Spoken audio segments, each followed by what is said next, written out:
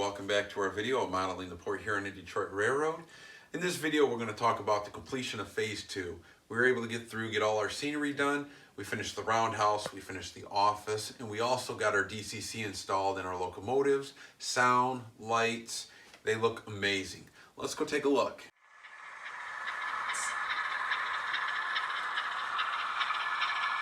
Port Huron and Detroit's headquarters and shops were located in Port Huron, just south of the Grand Trunk Western Freight Yard. They had an office building and a roundhouse there, both located in the middle of a Y. Now over here we have the office building, which still stands today. Like we mentioned in the last video, it's now the PH&D Historical Society building. You can visit it at any time. It's a great place to go, a little piece of history. In the back there we've got 62 sitting with 51 caboose. You can see the office is actually combined of two different models that we're able to put together and get very close. Not exact, but it's close. The power line and things like that. There's some unique things there. Over here across the parking lot is the roundhouse, and you can see the top, the roof, and all the different bays and the different height of doors. The 8-foot doors and the looks like a 12-foot door, and then a real tall door for the engines to go in. And over here we've got glass blocks, and I think it was a Cornerstone model. Everybody's probably seen it, but we had to do a lot of modifications on it, and the chimneys in the back, and the tower in the back there, and a lot of different things. And on the side of it over here you can see we've got some parking blocks that we put along the side there by the side door. And then the roof itself is just a piece of like 1/8" plywood, and I made it look like there's some rafters across there. You can kind of see that. And on the front edge you can see the ends of the rafters there underneath, sticking out up underneath, and it creates a cool shadow on there, and that's how it really is up there. Also these a piece of conduit there, right there, and up above they got them two exhaust fans. I would assume that's what them were, partially opened to let air in and out from the diesel smoke inside. A couple of chimneys on the top, glass blocks in the front there, and you can see there's like little vent windows on them. And over here we've got some garbage and some stuff that you know that they would have in the past, maybe not at the exact. You can see a door and some other stuff there around the back. All this, each one of these was individually built. This addition here, this addition in the back, I think it was like a break room for the guys, and turned out good. We're pretty happy with it. You see the roof's in disrepair a little bit, but that's in the late 70s. I'm sure it actually looked worse than that, but you know what else to do with that. But it was a lot of fun to build. It took a lot of time. I don't know how many hours are in it, but it's what makes the Port Huron and Detroit Railroad unique. So here we got a few pictures from around the back of the roundhouse. It's kind of hard to see, but like I said earlier, we may get a camera on one of the engines and drive it around. A lot of details that probably won't be seen very much, but it was fun to build.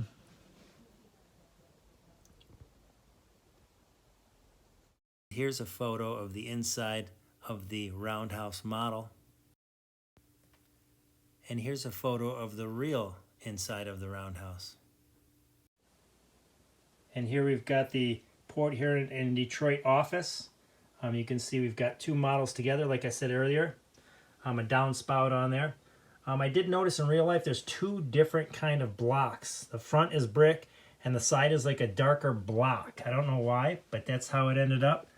And we went around the back side, and since we're not going to see it much, I went ahead and did plywood it up and boarded up all the windows in the back and the door. But it looks kind of neat. We may have a moving video in the future. The roof is like a gray color, and the top with the two chimneys, we put all that on there. You can see the pallet on the side we left. The power, where the power comes into the building there. 55-gallon drum back there. Just different things to make it kind of interesting. The cement sidewalks. The parking lot on the side. Over here with the side of the building over here, the office. A couple cars parked out there. some shrubs, another boarded up building.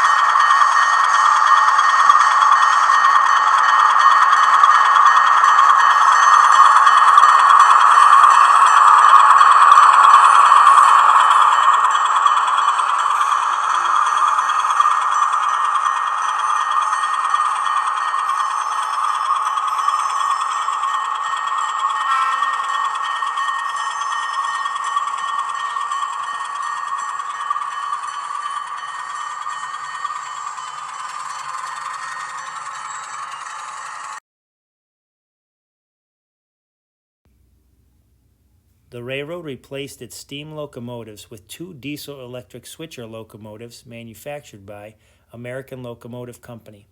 One purchased in 1945, the Model S1, number 52, and the second in 1949, Model S2, number 60. It added a third used Alco switcher in 1974, the old B&O Model S4, number 62, built in 1956.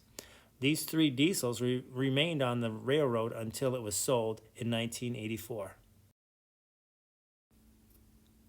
Now here we've got Canada. It's underneath the layout. This is part of Phase 1. As you can see, we've got it lowered down low, and we're working on the scenery out here on the front edge. All this has been done by my son Benjamin,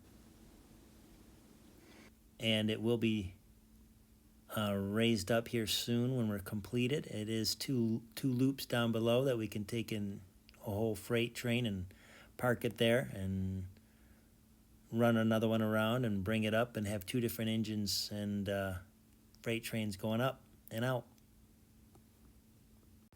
Now, working on the railroad modeling isn't just for adults. We got the kids down here working in Canada. So have a good week. Thank you. Have a good day. Bye.